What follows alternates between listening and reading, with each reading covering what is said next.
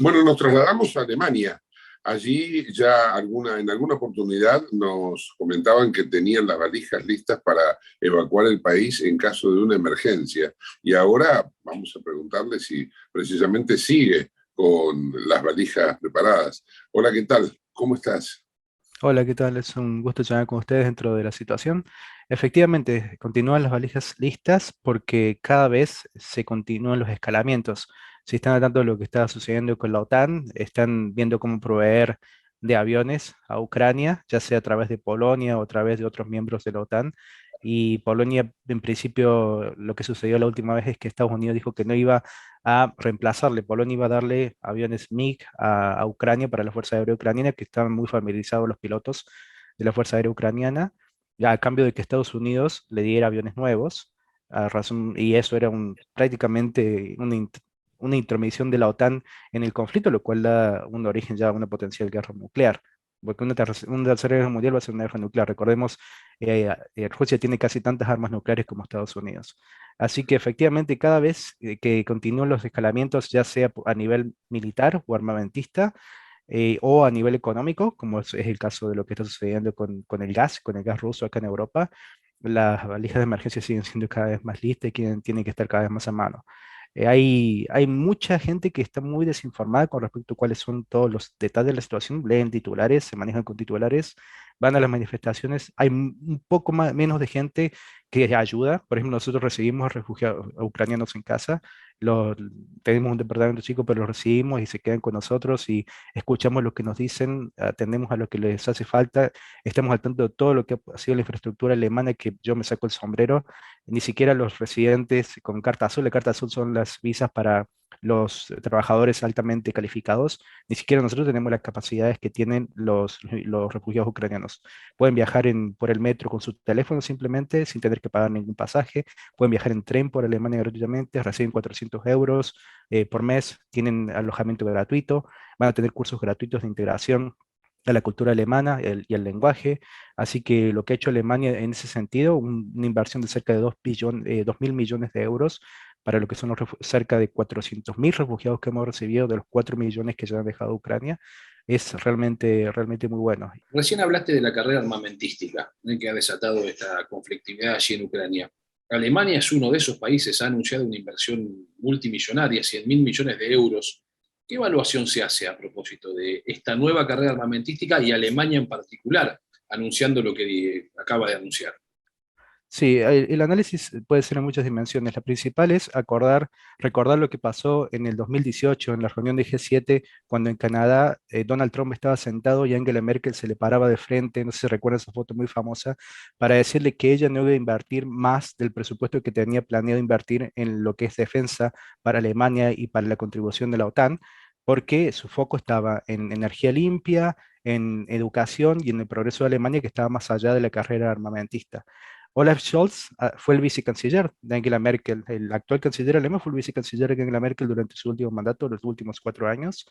Sin embargo, dio un giro de 180 grados con respecto a esa discusión que Angela Merkel tenía con Donald Trump con respecto a la inversión. Estos 100.000 millones de euros que va a invertir eh, Alemania en la defensa es un 2% del PBI. Eso es un valor muy, muy alto para lo que es el PBI alemán y representa un giro de 180 grados con 30 años de políticas que ha tenido. Recordemos que cuando cayó la Unión Soviética, cuando cayó el muro de Berlín, recordemos la caída de la Unión Soviética empezó acá a un par de cuadras de casa.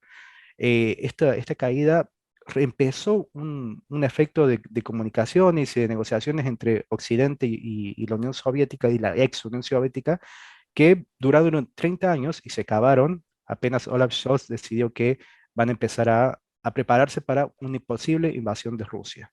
Así que incluso la infraestructura en Alemania está mejorando. Nosotros teníamos sirenas, un simulacro de sirenas en 2020 para desastres naturales o para ataques militares. No funcionaban las sirenas. Hacía tanto tiempo desde la Guerra Fría que no se usaban que después de 28 años no funcionaban las sirenas. Ahora toda esa infraestructura se está revisando, ¿no? Las mismas sirenas que suenan en Ucrania con los bombardeos se están revisando para que funcionen en el caso de que Alemania tenga que usarlas. Esperemos que no. Así que efectivamente ese giro de 180 grados que ha hecho Olaf Scholz es tirar 30 años de trabajo de Helmut Kohl, con la reunificación alemana, de Angela Merkel, los últimos 16 años antes de Olaf Scholz, tratando de hacerse amigos de Rusia, con cuidado, pero amigos de Rusia, y tirar todo eso a la basura y empezar la nueva etapa que estamos viviendo hoy.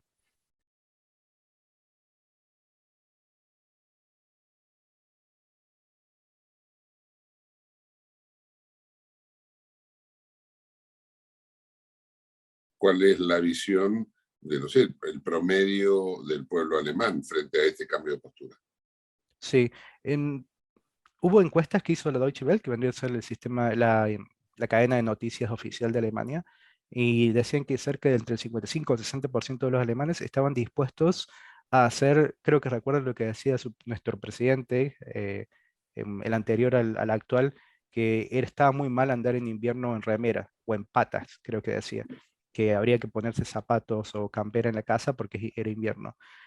A los alemanes se le planteó ese escenario y se les dijo, si tuviéramos que prescindir de 50% del gas que produce, que trabaja en Alemania, que usa para la industria y para los hogares, ¿ustedes lo harían? El 55 al 60% de los alemanes encuestados dijeron que sí, que no tendrían drama. El tema es que estamos hablando con gente que no ha pasado por una crisis energética. A los argentinos sabemos lo que es una crisis energética, y que se nos corte la luz cada verano o cuando se prenden muchos aire acondicionado. Acá en Alemania eso nunca ha pasado. Y el problema es que no sería simplemente una crisis energética, sino que también sería una recesión económica. Alemania está tratando de salvar lo que queda después de la pandemia. La pandemia fue uno de los golpes más fuertes económicos para lo que fueron las finanzas alemanas desde la reunificación de 1991.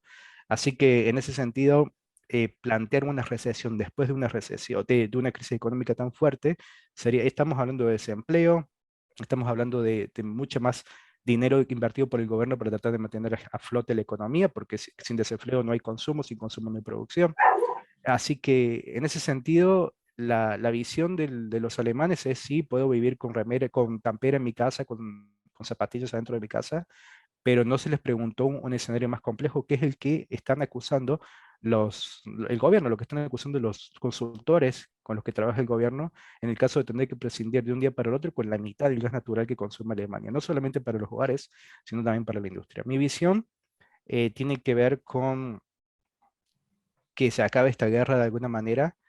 Mucha gente está pidiendo más armas. De hecho, el presidente Zelensky pide más armas. Nunca supe una guerra que se acabara con más armas. Pero, pero sí, estaría muy bueno que se acabe esta guerra y que lo antes posible se recomponga la situación que hay, porque esto ya está impactando la vida de mucha gente. Yo no me voy a quejar, siendo argentino, de una inflación del 7% mensual, pero Alemania tiene hoy una inflación del 7% mensual en marzo. ¿Está bien? El mes que acaba de terminar. Estamos muy cerca de alcanzar los dos dígitos. Probablemente usted me dice, Néstor, no te quejes de lleno, acá sabemos lo que es la inflación en serio, pero para los alemanes que estábamos, o la gente que vivía en Alemania, que trabajábamos o vivíamos con una inflación del 1%, 2% anual, un 7% mensual, es un golpe Sí. muy fuerte. Y se nota muchísimo en el supermercado, al punto que también nos impacta el desabastecimiento. En Berlín no se consigue harina, no se consigue azúcar común, se consigue azúcar impalpable todavía, pero no de la común. No se consigue arroz.